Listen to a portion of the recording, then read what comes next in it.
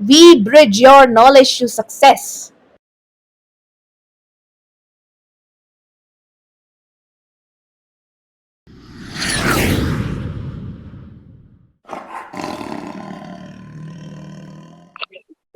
Hello मेरे दोस्तों, welcome to another episode of Aditya talks. And today हमारे साथ आज सिराज कुरैशी सर हैं और वो हमें अपनी एडवाइस और अपना एक्सपीरियंस से बहुत सारी इंटरेस्टिंग कहानियां बताने वाले हैं और आज वो अपना एक्सपीरियंस हमारे साथ शेयर करने वाले हैं। Welcome to the show sir, how are you doing? कैसे हैं आप?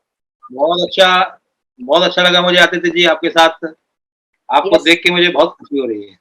आज मैं आपका इंटरव्यू ले पा रहा हूँ सर, मेरे लिए ही बहुत बड़ी अपॉर्चुनिटी है ये। सर, आप हमारे व्यूअर्स के लिए थोड़ा बताइए कि आप यहाँ तक कैसे पहुंचे, आप अपनी जर्नी के बारे में बताइए। जी, देखिए जैसे मेरा नाम आपने बताया, मेरा नाम शिराज कुरैशी है और मैं पेशे से एक वकील हूँ, एडवोकेट हूँ और भारत में प्रैक्टिस करता हूँ, सुप्रीम कोर्ट में भी प्रैक्टिस करता हूँ, हाई कोर्ट में भी प्रैक्टिस करता हूँ और दूसरे जहाँ-जहाँ आप प्रैक्टिस कर सकते हैं, जहाँ-जहाँ वकील लोग जा सकते हैं, वो हर जगह मैं जाता हूँ। और एक आपने बात बताई कि मैं यहाँ तक कैसे पहुँचा, तो वो बड़ी मज़ेदार जर्नी है। उसमें आपको सुन के बहुत मज़ा आएगा और ख़ास तौर पे बच्चों को तो बहुत ही मज़ा आएगा। हाँ जी। देखिए ऐसा था कि मैं बचपन में बहुत ही नटखट था, हम्म। ठीक है? और नटखट होने की वज़ह से मैं सब लोगों को कुछ ना कुछ, कहीं न कहीं करके चुटकुले करता रहता था, परेशान भी करता रहता था और खूब ज़िंदगी को एन्जॉय करता था। हम्म। अभी क्या हुआ कि मैं बनना चाहता था तो डॉक्टर, ठीक है? जैसे सभी बच्चे बनना चाहते हैं कि क्या होते हैं ना, बड़े होके डॉक्टर बनेंगे, पायलट बनेंगे, ऐसे 2 बातें आती हैं ना, हाँ तो जी। मैं भी डॉक्टर बनना चाहता था। अभी हुआ क्या कि डॉक्टर बनने के लिए मैंने पूरी तैयारी की, सारा बढ़िया से पढ़ाई-लिखाई ये। हाँ, एक बात और है कि मैं पढ़ने में भी ठीक-ठाक था। उद्यमी होना, शरारती होना, मगर पढ़ाई अपने जगह पे पूरी करना, ठीक है? हाँ। और मैं ऐसा करता था कि मैं रात को खुद पढ़ लेता था, अपने दोस्तों को दिन में खेल-कूद में लगा देता था। ये भी मेरे को बड़ा मज़ा आता था ऐसे करने में। तो जब मेरे नंबर आते थे, तो मेरे नंबर तो अच्छे आ जाते थे और मेरे दोस्त लोग कई बार तो मुड़क्की मार जाते थे। कई हम्म। बार तो सप्लीमेंट्री भी आ जाती थी उनकी। तो वो कहते हैं, "यार सिराज भाई आप पास हो जाते हैं, हम तो गलत हो जाते हैं।" तो मैं ऐसे बोल देता, "अरे यार वैसे ही हो जाता था।" पर सच्चाई ये है कि मैं रात को खूब पढ़ता था, बहुत पढ़ता था और आज भी पढ़ता हूँ। तो हुआ क्या है कि ना, जब मैं लॉ करने के लिए, तो मेरा कुछ मन नहीं था कि ऐसे लॉ करेंगे, मैं तो डॉक्टर बनना चाहता था। पर अनफॉर्चुनेटली हुआ क्या कि मेरा एक रजिस्टर था, जो मैं ट्यूशन पे ले जाया करता था। मेरे टीचर थे जो मेरे को ज़ूलॉजी पढ़ाते थे, तो मैं उनके यहाँ से खूब अच्छे नोट्स बनाता था। तो हम्म। वो मेरे सीएम सर थे, उनका नाम। तो वो बोलते थे कि यार शिराज के नोट्स बहुत अच्छे बनते हैं। तो क्या हुआ कि एक दिन मैं साइकिल पे जा रहा था, साइकिल होती थी उस ज़माने में, बहुत पुरानी बात हाँ है। जी। तो मेरा क्या हुआ कि एक जो साइकिल के पीछे कैरियर लगाते हैं ना, उसमें मैं लग के जाता था। अभी क्या हुआ, गलती से एक दिन मैं पापा का स्कूटर माँग के ले गया, ठीक है? मेरे पापा का। वो माँगा भी नहीं था, मैंने चुपके से निकाल लिया था। पापा हाँ। सो गए थे तो मैंने चलो आज निकाल के जाते हैं, स्कूटर पे थोड़ा रुतबा रहेगा यार, रॉब अपने जो साथी लोग हैं स्टूडेंट्स, उन पे रॉब करेंगे कि देखो स्कूटर पे आते हैं। हम्म। तो स्कूटर के पीछे ना वो एक जगह होती थी, उसमें मैंने अपना रजिस्टर लगा दिया। अभी तो रजिस्टर लगा के मैं चला आ रहा था चितकपुरी से। तो अभी जो आपके बाहर के व्यूअर्स हैं वो चितकपुरी नहीं समझ पाएँगे, पर जो मेरे शहर में रहते हैं उनको समझ में आ जाएगा। हाँ तो जी। खैर रात को अँधेरा हो रहा था, तो एक गड्ढे में मेरी स्कूटर गया और गड्ढे में उछक गया स्कूटर। तो क्या हुआ कि उस स्कूटर उछकने से पूरा रजिस्टर वहीं गिर गया, तो मेरे को मालूम नहीं चला। अब मैं भी छोटा ही था, ज़्यादा बड़ा नहीं था। तो क्या हम्म। हुआ कि वो स्कूटर तो मैं लेके आ गया डर के मारे पापा के, जल्दी-जल्दी कि पापा अभी जग नहीं जाएँ करके। अब मैं घर आया तो वो रजिस्टर देखा तो मेरे से मिल नहीं रहा वो, तो मेरे को बड़ा दुःख हुआ और दुःख होके मेरे को बड़ी परेशानी हुई क्योंकि उसमें सारे मेरे नोट्स थे हम्म। और आखिरी में वो मैं पीएमटी की परीक्षा ही नहीं दिया, ठीक है ना? क्योंकि मेरी हाँ। तैयारी नहीं हो पाई। पर डेस्टिनी को क्या करना होता है ना, वो एक बड़ी चीज़ है। वो मैं आप बच्चों के साथ शेयर कर रहा हूँ कि देखिए, आपको बनना था वकील और एक अच्छा वकील, कामयाब वकील। तो मैं फिर नहीं कर पाया, तो मेरे पिताजी ने बोला मुझसे कि चलो कोई बात नहीं, दिल को छोटा नहीं करना है, हम एक काम करेंगे, आपको कुछ और कर लीजिए। मेरे फादर एडवोकेट थे, हम्म। उनका नाम बहुत बड़ा नाम था, प्रोफ़ेसर एमएम कुरैशी ऐसे करके। तो वो पार्ट टाइम लॉ पढ़ाते भी थे और मूलतः वो एडवोकेट थे। फिर मुझे उन्हें पापा ने कहा कि चलो तुम तो लॉ कर लो, तुम तो ऐसे हो उद्यमी टाइप के हो, तो जल्दी जल्दी सीख सीख जाओगे। तो फिर मैंने लॉ कर लिया और हम्म। लॉ करने के बाद फिर मैं अपने पापा के ऑफिस को ज्वाइन कर लिया। फिर उनका ऑफिस था तो मैं वहाँ काम करता था खूब अच्छे से और धीरे धीरे कर करके ये जो मेरे अंदर वो था ना उद्यमी वाला कीड़ा, तो हम्म। उससे मैं अभी तो क्रिमिनल्स को अभी भी मैं समझ जाता हूँ कि ये कितना उद्यम मचाता होगा, ये कितना गड़बड़ करता होगा, ये सारी चीज़ें मैं समझता हूँ। तो उन सारी चीज़ों को समझने से, वो साइकोलॉजी की स्टडी करने से, जिसको बोलते हैं ना कई लोग आपने देखा होगा फेस रीडर, हम्म। तो वो फेस रीडर एक जो होता है वो थोड़ा-थोड़ा सा मैं हूँ। जैसे हम्म। अभी भी मैं आपको भी समझ रहा हूँ कि आपके अंदर क्या चल रहा होगा। हाँ। या तो मेरे को समझ में आ रहा है। तो मैं फिर करके ना एडवोकेट बनने से मुझे फ़ायदा ये हुआ कि मैं समझ जाता हूँ कि आदमी क्या सोच रहा है। तो आप लोगों के सबकी दुआ से, सबके गॉड ब्लेसिंग से और ईश्वर की कृपा से मैं वकील बन गया। फिर वकील बन के मैंने नीचे प्रैक्टिस की, जिसको डिस्ट्रिक्ट कोर्ट बोलते हैं ना, तो वहाँ हाँ प्रैक्टिस की। जी। फिर डिस्ट्रिक्ट कोर्ट से मैं फिर ऊपर हाई कोर्ट में आया। फिर हाई कोर्ट के बाद फिर मैंने अपनी और स्टडीज़ की। मैंने एलएलएम किया। एलएलबी होती है ना, एक एलएलबी होती है हाँ और जी। फिर एलएलएम। तो मैंने एलएलएम भी किया और एलएलएम मैंने जो किया वो कॉर्पोरेट लॉ में किया। बहुत पुरानी बात है, 1997 में शायद ऐसे। हम्म। तो काफ़ी पुराना हो गया। इसके बाद फिर मैं सुप्रीम कोर्ट में वकील बन गया और फिर मैंने उसके बाद ना एक स्टडी और की, वो मैं बच्चों को शेयर करना चाहता हूँ, जो ये मेरा बात सुन रहे होंगे, उनको भी पता लगेगा। एलएलबी के बाद ना एक होती है जो पीजीडी जिसको बोलते हैं, पोस्ट ग्रेजुएशन डिप्लोमा। तो मैंने वो पोस्ट ग्रेजुएशन डिप्लोमा वक़्त के हिसाब से, ठीक है ना, वक़्त के हिसाब से चुनते हुए मैंने international trade and business law में किया। उससे फ़ायदा ये हुआ कि मेरे को बहुत सारे अच्छे बड़े मुकदमे मिले, देश भर के मिले, देश के बाहर भी के भी लोगों के मिले और मैंने खूब मेहनत करके उन मुकदमों को लड़ा, जीता। अभी जैसे मैंने आपको बताया ना कि मैंने रात को पढ़ने की मेरी आदत थी, मैं सबको दिन में खेल-कूद में लगाता था अपने बच्चों को और मैं रात को पढ़ने जाता था। तो अभी तो मैं रात को खूब पढ़ता हूँ, जैसे अभी अपन जो इंटरव्यू रिकॉर्ड कर रहे हैं तो काफ़ी रात हो गई है, पर अभी भी मैं क्लाइंट्स को निपटाया और अभी आपके साथ इंटरव्यू दे रहा हूँ। अभी भी फाइल पड़ी है, मैं उसको पढ़ूँगा। तो खूब मेहनत करके मैं इस मुकाम पे आ गया कि आज देखिए कि आदित्य जी मेरा इंटरव्यू ले रहे हैं। आपके नहीं। इंटरव्यू में आने के लिए इतनी मेहनत की है। समझ गए हो हाँ। आप?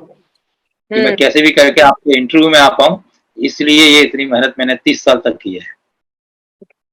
Thank you sir. इसके लिए इससे ज्यादा अच्छा मेरे लिए आप थैंक यू, आप मेरे को इतनी बड़ी मुकाम पे डाल रहे हैं, मगर मैंने तो ऐसा कुछ नहीं किया। बल्कि मैं ये कह सकता हूँ कि मैंने इंटरव्यू इतने सारे लिए कि मैं आपका इंटरव्यू ले पा रहा हूँ और आज मैं आपका इंटरव्यू ले पा रहा हूँ। मेरा बहुत बड़ा सौभाग्य है और मेरे व्यूअर्स जो देख रहे हैं उनके लिए भी बहुत अच्छा एपिसोड आज होने वाला है। सर तो आज आप लॉयर बने, लॉयर बनने के बाद आपका करियर, आपने इतना बड़ा, आपने 30 साल से आप काम कर रहे हैं इस करियर में, आपने सोसाइटी में इतने सारे पॉजिटिव चेंजेस लाए हैं, आपने इतने सारे गंदे लोगों को पकड़ा है और अच्छे लोगों की मदद भी की आपने। तो सर आप ये बताइए कि आप यंग पीपल जो हैं, जो लॉ में घुसना चाहते हैं, उनके लिए आपकी क्या एडवाइस है और वो कैसे घुसे इस करियर में और आपके जैसी मुकाम पे पहुंच सके। हाँ, वैसे इस करियर में घुसने के लिए एक छोटा-सा छेद बनाना पड़ेगा, ठीक है ना? फिर वो धीरे-धीरे उसको बड़ा करना पड़ेगा। अभी तो आप बोलेंगे कैसे छेद बनाएँगे? वो ऐसे छेद बनाएँगे कि हमें उसको स्टडी करना पड़ेगी, मेहनत। जिसको बोलते हैं ना, जो आपके व्यूअर्स हैं सारे बच्चे यंग, उनको मैं एक एडवाइस करना चाहता हूँ कि देखिए शॉर्टकट लाइफ की जो है वो सफलता के लिए कभी भी ज़रूरी नहीं है, ठीक है ना? यानी आप ये सोचें कि हम बहुत शॉर्टकट से बड़े आदमी बन जाएँगे या सक्सेसफुल पर्सन बन जाएँगे, वो पॉसिबल नहीं। ये मूल मंत्र आप मान के रखिए, ठीक है ना? ये हाँ जी। थंब रूल जिसको बोलते हैं ना, क्योंकि आपको बहुत मेहनत करनी पड़ेगी या जो सक्सेसफुल लाइफ में लोग हैं, अपनी-अपनी लाइफ में, उन्होंने अपने पीछे बहुत मेहनत की है। एक जादू की तरह नहीं हो सकता। या जैसे हम एक फ़िल्म देखते हैं ना, फीचर फ़िल्म, उसमें हीरो आता है, फिर वो बोलता है कि मैं बॉम्बे सफल होने के लिए आया हूँ और पता हम्म। लगता है वो एकदम सफल भी हो जाता है अगले सीन में। पर लाइफ में ऐसा नहीं होता।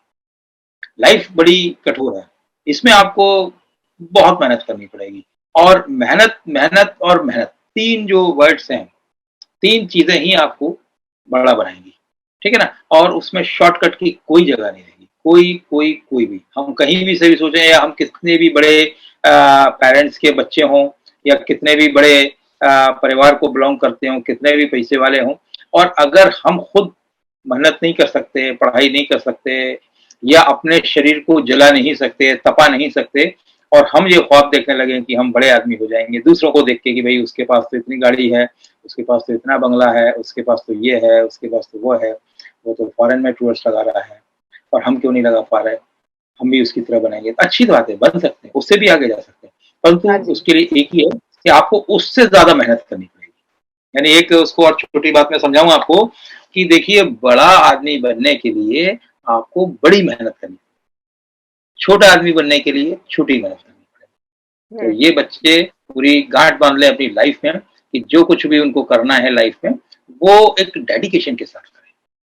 ठीक है ना? जैसे ना आपने एक डेस्टिनी बांधी कि जी मैं इस डेस्टिनी को जाना चाहता हूँ, और अब उस डेस्टिनी को जाने की तो बात बना ली। अब ऐसे बोलते हैं ना कि हर आदमी बचपन में ये बोलते हैं ना, मैं सचिन तेंदुलकर बनूंगा, कोई बोलता है मैं माधुरी दीक्षित बनूंगा, कोई बोलता है मैं अमिताभ बच्चन बनूंगा, कोई बोलता है कि मैं जवाहरलाल नेहरू बन जाऊंगा, कोई बोलेगा कि मैं मोदी बन जाऊंगा। लाइफ में ऐसे अलग अलग होते हैं, कोई अडानी बन जाएगा, कोई अंबानी बन जाएगा, ऐसे मन में ख्वाब होता है।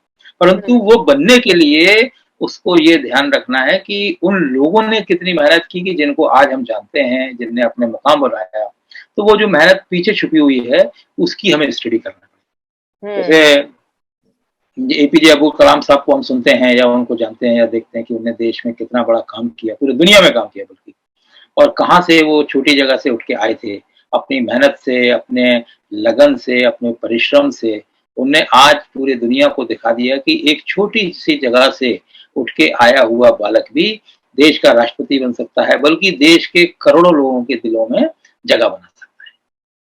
हाँ जी। यस सर, आपने बिल्कुल सही चीज कही। हमें ये याद रखना चाहिए कि बड़े बड़े लोगों को देख के हमें उनकी कहानी से ज्यादा सीखना चाहिए, उनके पदों को नहीं देखना चाहिए।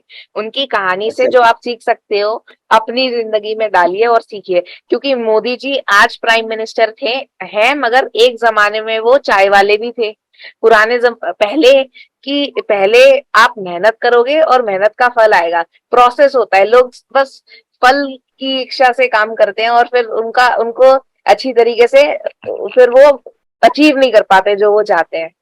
सर, आपने इतने बड़े करियर में आपने बहुत सारे लोगों की मदद करी है, तो आप कोई कहानी शेयर करना चाहेंगे जिसमें आपने कम्युनिटी की आपने क्या कहते हैं हेल्प करी हो, या फिर आपने क्या कहते हैं आपकी कोई इंटरेस्टिंग कहानी आपकी करियर से? बहुत सारी हैं, क्योंकि ऐसा होता है ना कि एडवोकेट्स के पास बहुत सारी प्रैक्टिकल कहानियां होती हैं।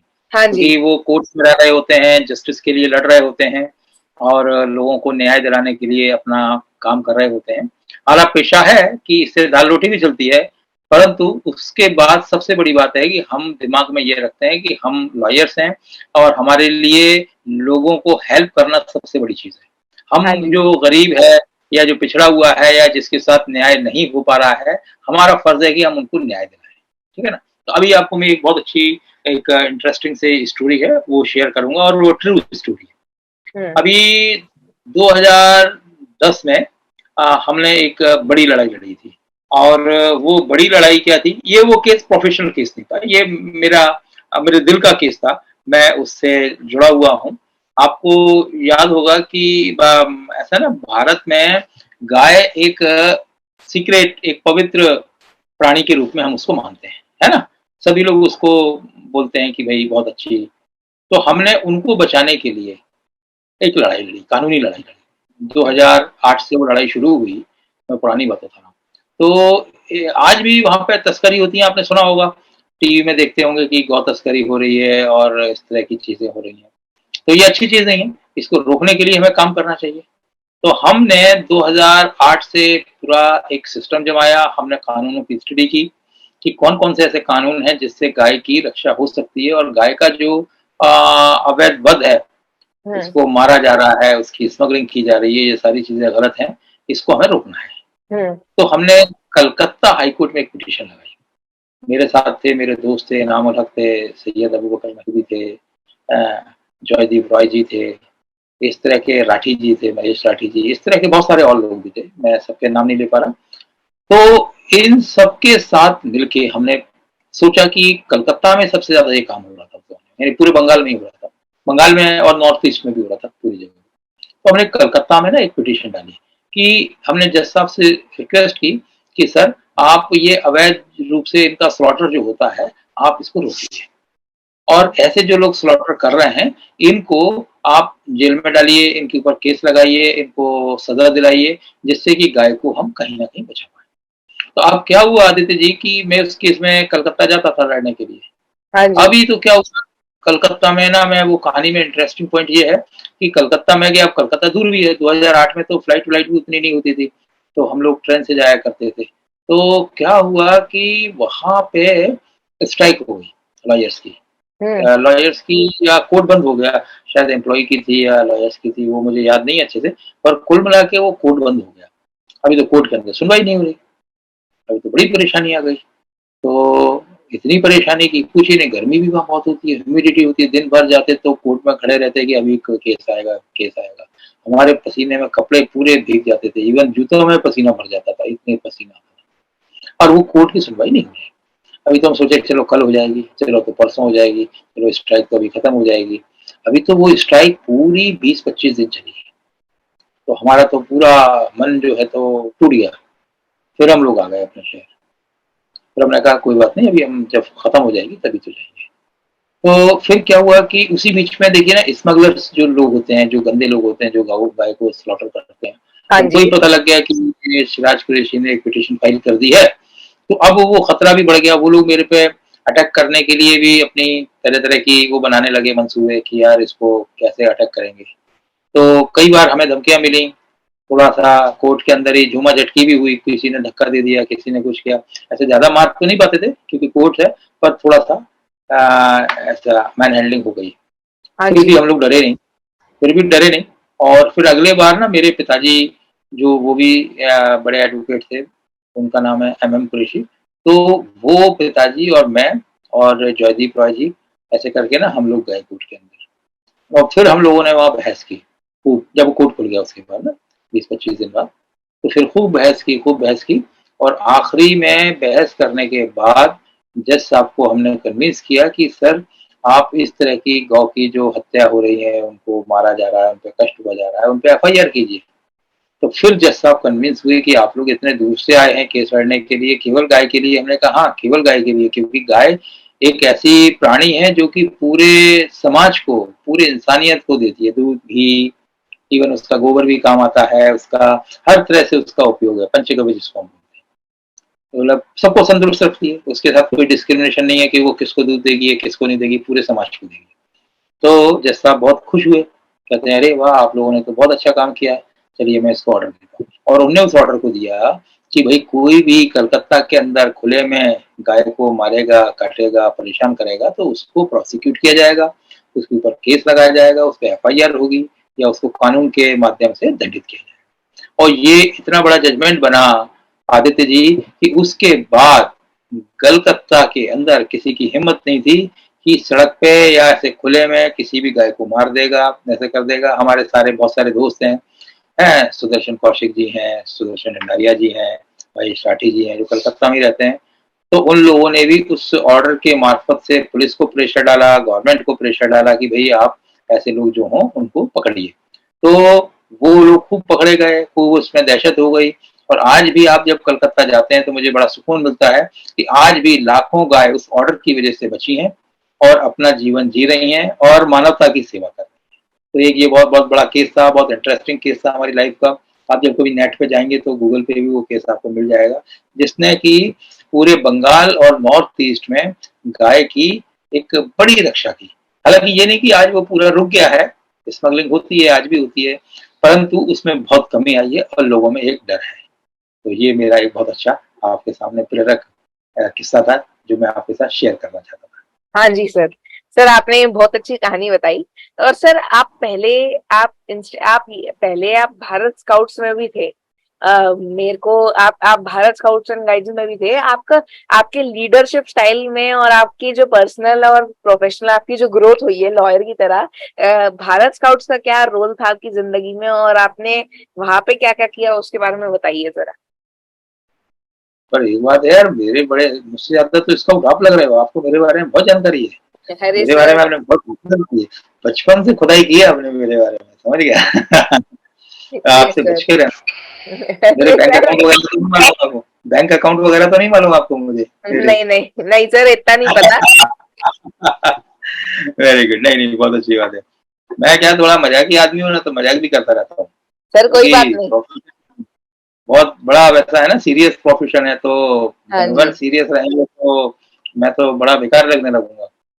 तो आपने बहुत अच्छी बात की, बहुत अच्छा क्वेश्चन पूछा कि भारत स्काउट एंड गाइड, ऐसा है ना, देखिए स्काउट एंड गाइड एक ऐसी संस्था है जो बच्चों का चरित्र निर्माण करती है, हाँ जी। यानी गुड सिटीजन कैसे बने हम अपने अपने कंट्री के या अपने इलाकों के, वो एक एजुकेशन देती है। और उसके बाद दूसरी बड़ी एजुकेशन है उसकी कि आप विपरीत परिस्थितियों में कैसे अपने आप को सही रखें और कैसे समाज को सही रखें और कैसे जिंदा रहें। यानी मसलन आप सोच लीजिए कि आप जंगल में जा रहे हैं, आप जंगल में फंस गए, तो आप अपने आप को जिंदा कैसे रखेंगे, सुरक्षित कैसे रखेंगे और फिर वापस अपने घर कैसे आ जाएंगे, ये एक टेक्निक होती है। ये आम आदमी नहीं जान सकता जब तक उसको ट्रेनिंग नहीं हो। तो स्काउट में बच्चों को इस तरह की ट्रेनिंग दी जाती है जिससे कि वो अपने जीवन में जो उनके साथ विपरीत परिस्थितियां कभी आएंगी, भगवान ना करे किसी के साथ आए, पर आ सकती हैं, तो उसमें वो सुरक्षित होके कैसे रहे, उसमें वो बहुत अच्छे ढंग से लाइफ को कैसे चलाए, खुद भी सुरक्षित रहे और अपने दूसरे साथियों को भी सुरक्षित रखे, ये सारी ट्रेनिंग स्काउट में होती थी। हमें याद है कि जब हम स्काउट में थे तो हमारे जो बहुत अच्छे दोस्त थे, जिसमें हमारी बहन ज्योति सिंह सिकरवार जी थी, है ना, मीनाक्षी जी थी, और संगीता सिंह थी, इसके बाद पीडी गुप्ता थे, नरेश शर्मा जी थे, अमित सक्सेना जी थे, राजू भाई थे, मेरे को सबके नाम याद है, हाँ जबकि इस जी। बात को मैं समझता हूँ 30 साल 35 साल से ज्यादा हो गया, 35 साल से ही ज्यादा हो गया, परंतु हम लोग आज भी फ्रेंड्स हैं और आज भी हमारे फैमिली टर्म्स हैं, आज भी हम भाई बहनों की तरह रहते हैं, एक परिवार की तरह रहते हैं। तो वो स्काउटिंग ने जो एक मेरे लाइफ में जो रोल प्ले किया, क्योंकि यही क्वेश्चन आपका है जो मैं समझ पा रहा हूँ, कि मेरी लाइफ में जो एक रोल प्ले किया और मेरे को सक्सेस होने में उन्हें जो भूमिका निभाई, वो बहुत बड़ी है। जैसे मैंने आपको ये बताया ना कि भाई कि वो बच्चों को ट्रेनिंग ऐसे देते हैं कि अगर आप खुदा ना खास्ता कहीं फंस जाते हैं, मुसीबत में आ जाते हैं, विपरीत परिस्थितियों में आ जाते हैं, तो उससे कैसे निकलें, या कोई दूसरा आ जाता है तो उसको कैसे निकालें। हाँ जी। ठीक है ना, ये प्लस एक चीज और कि आप समाज की सेवा कैसे करें, एक सेवा का जज्बा होता है। जैसे आज भी देखिए, मैं आपको बताना चाह रहा हूँ कि आज भी हम जा रहे होते हैं, अब परिस्थितियां बदल गई हैं, आज कारों में जा रहे होते हैं, अच्छी जगह ट्रैवल कर रहे होते हैं, हवाई जहाजों में जा रहे होते हैं, पर वो जो सेवा का जज्बा है वो मेरे को आज भी है।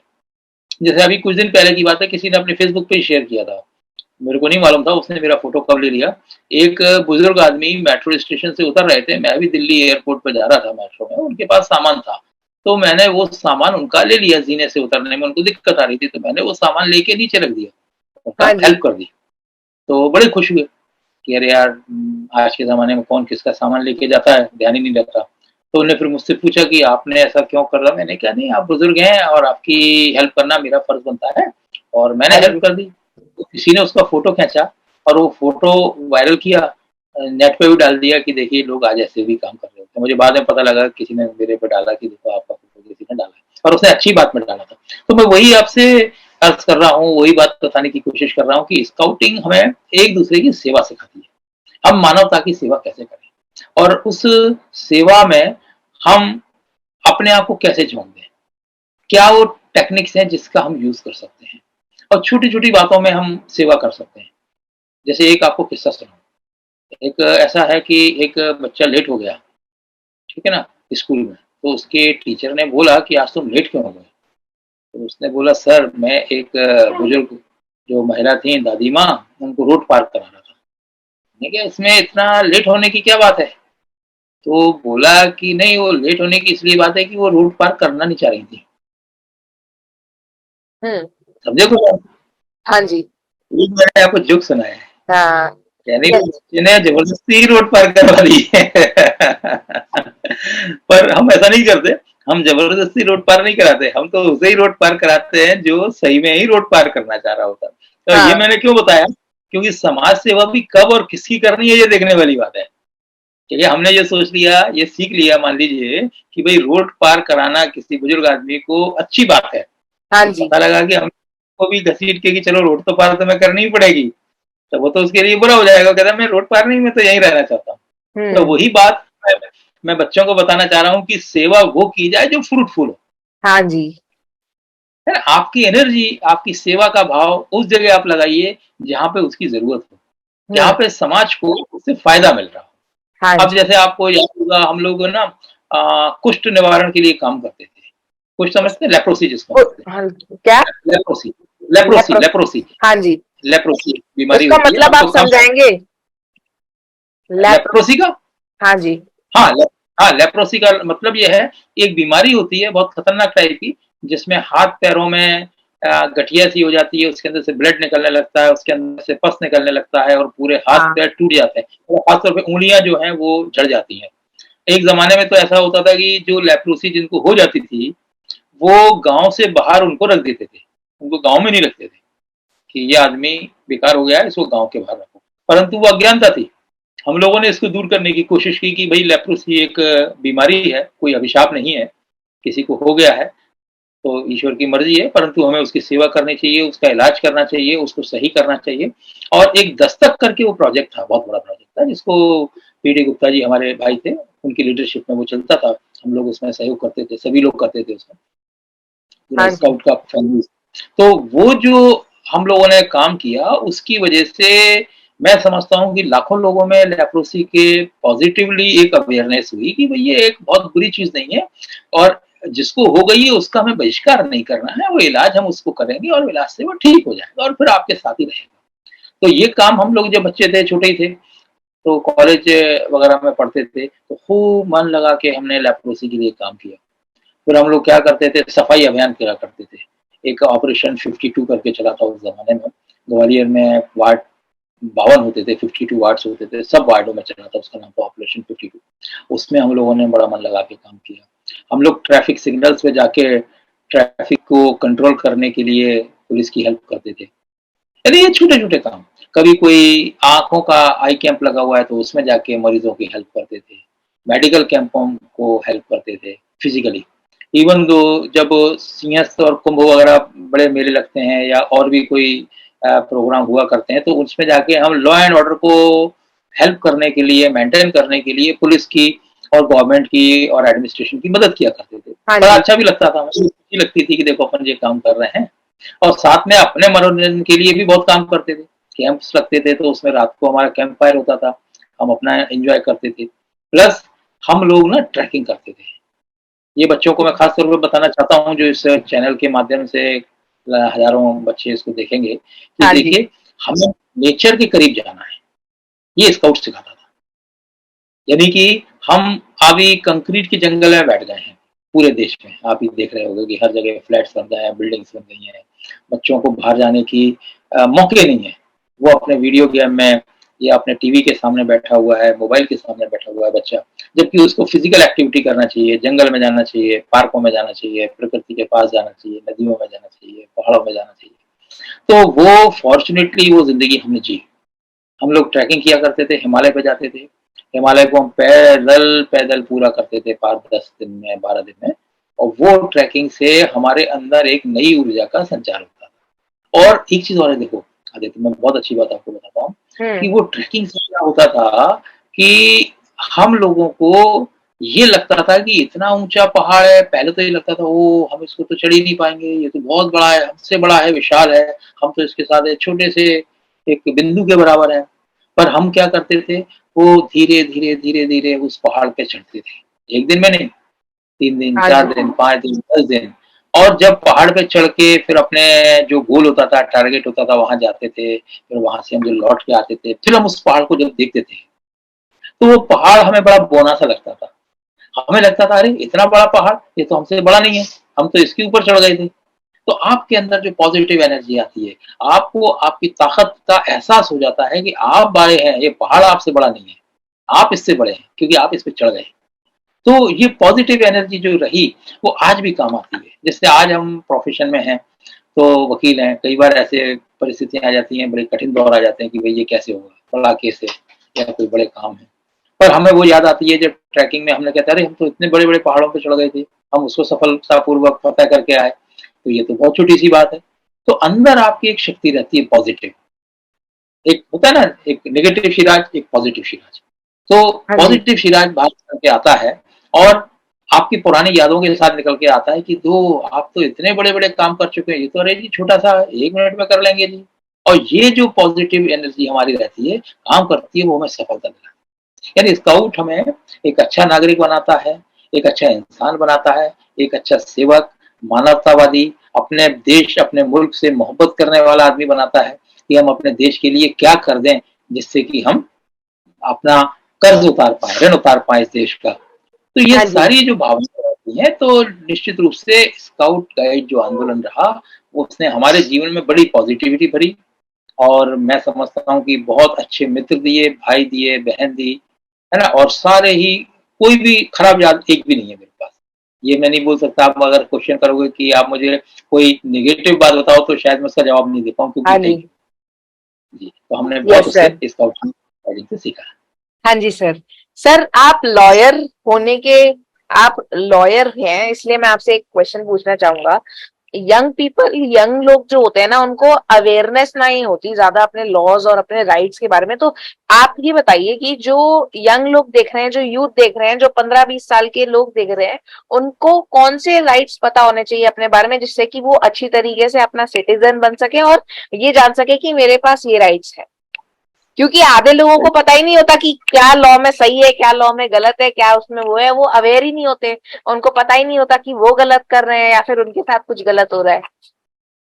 Exactly, exactly, yes very sir. बहुत अच्छा। खास तौर पे बच्चों के बारे में, जो यंग हैं, हाँ। बच्चे हैं, यंग हैं, युवा हैं, उनको सच्चाई बात है कि वो देख नहीं पाते हैं कि लॉ में उनके लिए राइट्स क्या है। तो देखिए, हमारे भारत का जो संविधान है बहुत अच्छे से ड्राफ्ट है। उसमें एक फंडामेंटल राइट्स और फंडामेंटल ड्यूटीज ऐसे करके 2 चैप्टर हैं बड़े-बड़े। तो मैं शॉर्ट में आपको बताऊंगा कि फंडामेंटल ड्यूटीज जो हैं, वो तो है ही सबके लिए, है कि भाई हम देश के लिए क्या करें, समाज के लिए क्या करें, आपस में एक दूसरे के लिए क्या करें। यानी कि हम एक दूसरे को, जिसको हम बोलते हैं ना, पीसफुल को एग्जिस्टेंस, कि हम एक दूसरे को शांतिपूर्वक कैसे रहें। अब दूसरी बात आपने जो पूछी वो बड़ी इंपॉर्टेंट है, वो है फंडामेंटल राइट्स। अब सबसे बड़ा जो कानून ने आपको फंडामेंटल राइट दिया हुआ है, वो दिया है जीने का अधिकार। समझिए बात, यानी कि आपको लाइफ एंड लिबर्टी है। Article 21 of constitution of India, इसमें बोला गया है कि किसी भी भारत के नागरिक को, किसी भी नागरिक को जीने का अधिकार है और स्वतंत्रता पूर्वक जीने का अधिकार है। यानी कि आप अपनी लाइफ को बिना किसी को हार्म पहुंचाए अपनी मर्जी से जी सकते हो। ये बहुत बड़ा राइट है जो कई बार लोगों को ध्यान में नहीं आता है।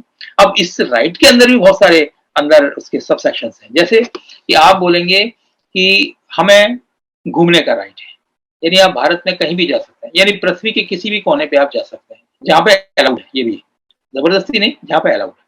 हम्म। इसके बाद आप कोई भी पोशाक पहन सकते हैं जो आपको अच्छी लग रही है, पर वो हाँ डिसेंट जी। होनी चाहिए।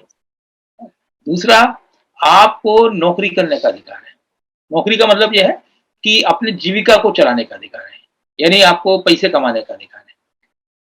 क्यों? क्योंकि अगर आप पैसे नहीं कमाएंगे, आपको ये अधिकार नहीं मिलेगा, तो आप अपनी लाइफ को नहीं चला सकते। इसके बाद एक शिक्षा का अधिकार, बहुत बड़ा अधिकार है कि आप अपनी लाइफ में, ये मैं भारत के कॉन्स्टिट्यूशन वाले अधिकार बता रहा हूँ जो भारत के कॉन्स्टिट्यूशन में आपको दे रखे हैं। यानी आप किसी भी जाति धर्म के हों, गरीब हों, अमीर हों, काले हों, गोरे हों, बस भारत के नागरिक होना चाहिए। आपको पढ़ने का पूरा अधिकार है।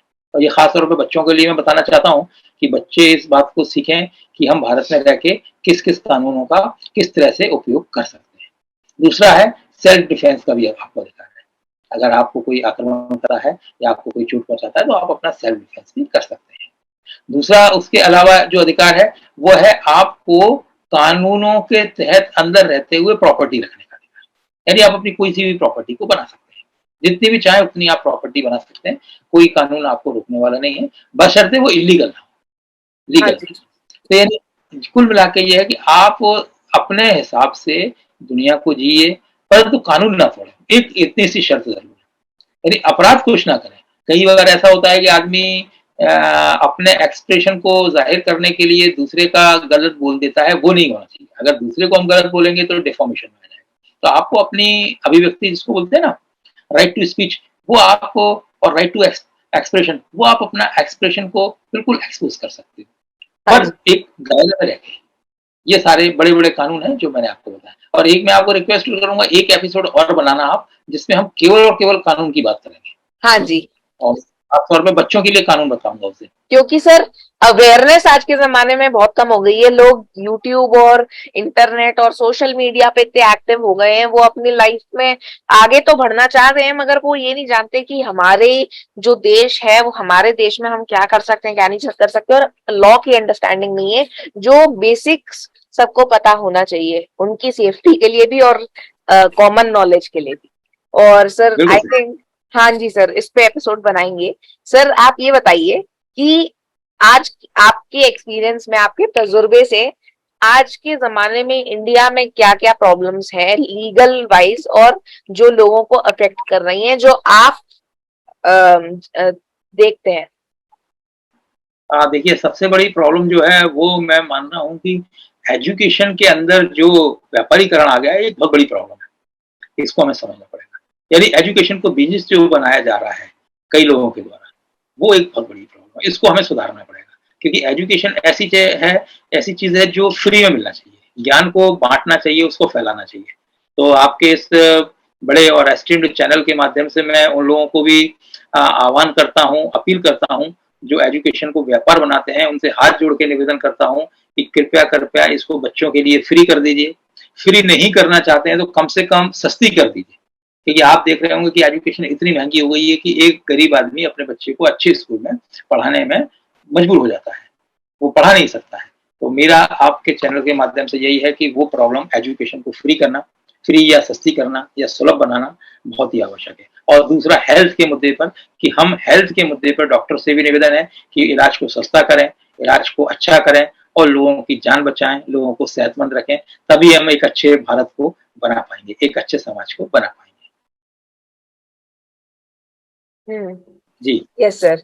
सर तो आपने बिल्कुल सही बोला।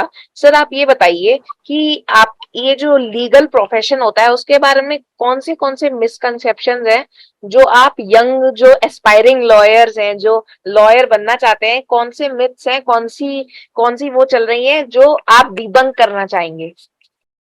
ऐसे कई लोग, उनके दिमाग में मिसकंसेप्शंस हैं, तो उनको मैं ये बताना चाहता हूँ कि लॉयर बनना एक बहुत ही ज़िम्मेदारी का काम है, बहुत ही अच्छा काम है, बहुत नेक काम है, क्योंकि आप इसमें केवल प्रोफ़ेशन नहीं चुन रहे होते, आप इसमें एक देशभक्ति भी चुन रहे होते हैं, आप इसमें समाज सेवा भी चुन रहे होते हैं।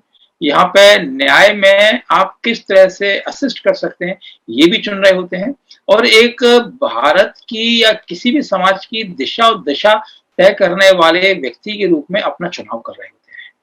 तो लॉयर बनना निश्चित रूप से एक बहुत अच्छा कदम है, और मैं उन लोगों को खास तौर पे बताना चाहूँगा जो ये सोचते हैं कि लॉयर एक बड़ा छोटा-सा है, और सबसे बड़ा एक लोग मज़ाक में बोलते हैं कि लॉयर झूठ बोलते हैं। तो ये जो मिसकंसेप्शंस है, ये भी मैं दूर करना चाहूँगा कि लॉयर झूठ नहीं बोलते हैं। लॉयर्स केवल आपकी बात को कोर्ट के अंदर रखते हैं, और ऑनरेबल कोर्ट्स उस बात को कंसीडर करता है, और एक व्यक्ति जिसको कहीं न्याय नहीं मिला है, उसके साथ जस्टिस नहीं हो रहा है, उसको आप किस तरह से फ़ायदा दे सकते हैं, उसकी लाइफ़ को किस तरह से आप खुशनुमा बना सकते हैं, ये लॉयर का काम है। तो मज़ाक में तो ठीक है कि हम ऐसे बोल देते हैं कि झूठ बोलते हैं, पर असलियत में नहीं बोलते, और बिल्कुल ही एक समाज के साथ जुड़ के रहने की जो कला होती है, समाज के अंदर जीने की जो कला होती है, वो लॉयर के पास ही होती है। और क्योंकि लॉयर एक ऐसा आदमी होता है, ऐसी शख्सियत होता है जिसके पास समाज का हर वर्ग लोग आता है। छोटे से लेके बड़ा तक, क्रिमिनल से लेके साधु तक, हर आदमी कहीं न कहीं किसी न किसी मुद्दे पे लॉयर से टकराता है। तो लॉयर एक प्रोफ़ेशन अपने आप में ही बहुत खूबसूरत है। यस। हाँ जी सर। आई थिंक सर बहुत सारे मिसकंसेप्शन बन गए हैं करियर के बारे में, मगर एक की ये बात है कि वो इंसान से इंसान में वेरी करता है, और आप जब करते हो तो हर करियर मुश्किल होता है और मेहनत करनी होती है। तो आपके लिए जो है, आप अच्छी तरीके से मेहनत करिए और अपने गोल पे डटे रहिए। मिसकंसेप्शंस बहुत सारे ऑटोमेटिकली क्लियर हो जाते हैं जब आप इंडस्ट्री में घुसते हो। सर आप ये बताना चाहेंगे सर, कुछ किताबें आप रेकमेंड करना चाहेंगे हमारे व्यूअर्स के लिए, जो यंग पीपल के लिए रीड करने के लिए, जो आप आपकी तरफ से? यस यस, देखिए कानून को समझने की जब बात आती है तो यकीनी तौर पे भारत का कानून बहुत बड़ा है और भारत के बहुत सारे कानून हैं और उनके ऊपर बहुत सारी किताबें लिखी गई हैं। तो मैं एक तो अपने जो स्टूडेंट्स हैं उनको जो रिकमेंड करता हूँ और आपके व्यूअर्स को भी वो रिकमेंड करना चाहूँगा कि हमेशा एक ऑथेंटिक बुक लें।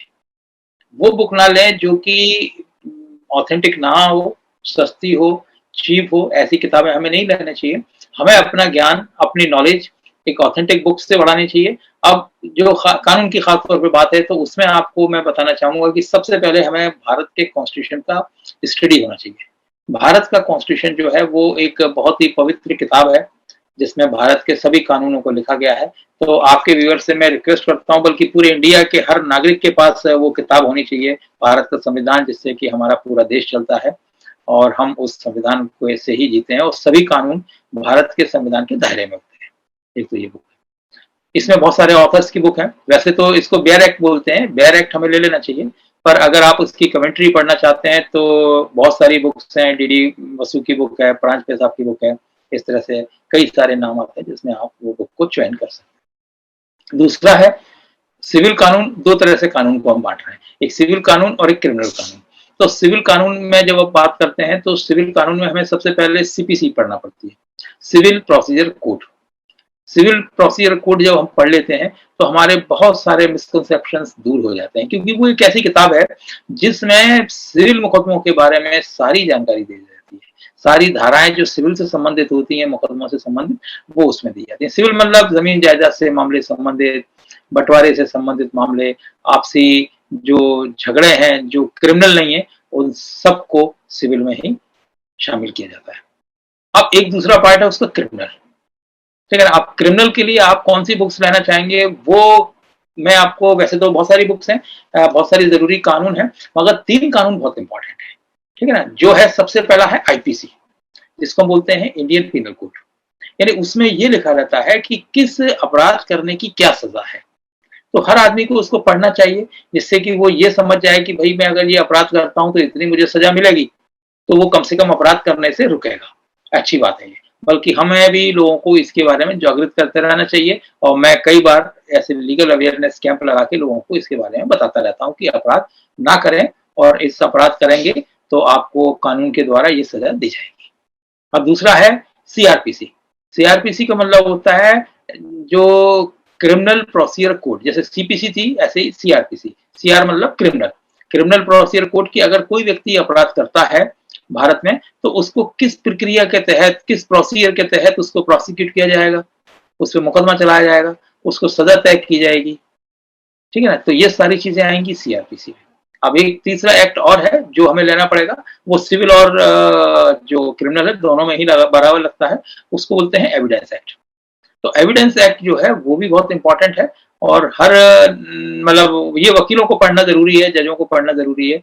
आम आदमी से इसका कोई बहुत ज्यादा सरोकार नहीं है, मगर अगर आप पढ़ते हैं तो आपको बहुत सारा फायदा मिलेगा। ये मोटी मोटी जो बुक्स मैंने बताई आपको वो आप पढ़ सकते हैं। हाँ जी सर, थैंक यू, आपने ये शेयर किया। सर आप as an experience person lawyer की तरह, और आपने अपनी जिंदगी में बहुत सारी चीजें देखी हैं और आपने बहुत सारी चीजें करी हैं और आपने एक्सपीरियंस आपके पास बहुत है, तो यंग लॉ से हटके आप यंग लोगों के लिए आपकी क्या एडवाइस है जो अपनी जिंदगी में आगे बढ़ना चाहते हैं और अपने अपनी करियर या अपनी अपनी ड्रीम्स अचीव करना चाहते हैं, उनके लिए आपके पास आपकी तरफ से क्या एडवाइस है? हाँ देखिए, बहुत अच्छी बात आपने पूछी। उसके लिए आपको ना 3 बातों का ध्यान रखना पड़ता है। हाँ जी। अगर आप अपने ड्रीम को उसको साकार करना चाहते हैं, जीना चाहते हैं, तो 3 बातें हैं वो आपको नजर करनी पड़ेंगी। वो है सबसे पहली है बहुत शिद्दत के साथ मेहनत करना, पहली। दूसरी है बहुत शिद्दत के साथ मेहनत करना, और तीसरी है बहुत शिद्दत के साथ मेहनत करना। यानी कि आपको सिर्फ और सिर्फ मेहनत करनी है। अगर आप मेहनत करते हैं तो आप अपने गोल में निश्चित रूप से कामयाब होंगे। अब आपने अपने करियर में क्या चीज सेट कर रखी है ये आप अच्छे से जानते हैं, उसको आप डिसाइड कीजिए, और डिसाइड करने के बाद उसमें हो सकता है बड़े लोगों की भी राय ले लीजिए, अपने पेरेंट्स की राय जरूर लीजिए, क्योंकि पेरेंट्स हमसे ज्यादा जानते हैं। और उस जब राय आपकी मुकम्मल हो जाए, आपने जब एक बार डिसाइड कर लिया अपने पेरेंट्स के साथ, अपने फ्रेंड्स के साथ, बड़ों के साथ मिलके, तो फिर उस गोल को पाने के लिए अब आप ये सोचिए कि मैं इसको कैसे अचीव करूँगा, और उस पे नई-नई बुक्स, नई-नई स्टडीज़, नई-नई रिसर्च आप उसको देखिए और उसके बाद सीखिए। सीखने के बाद अगर कोई एग्ज़ाम उसको देना हो, उस गोल को पाने के लिए, तो वो एग्ज़ाम शिद्दत के साथ दे दीजिए। उसमें मैंने आपको जो 3 बातें बताई हैं, कड़ी मेहनत और कड़ी मेहनत, उसके साथ आप दीजिए। तो मेरा पूरा भरोसा है कि निश्चित रूप से आप अपने गोल को अचीव कर पाएँगे। हाँ जी सर। सर मेहनत ही वो होती है आपके ड्रीम और आपका जो आपकी मेंटालिटी और आपकी आपकी मेहनत जो होती है ना, वो ही आपको पहुंचाती है आपके गोल्स तक। और आपने सर बिल्कुल सही चीज बताई है।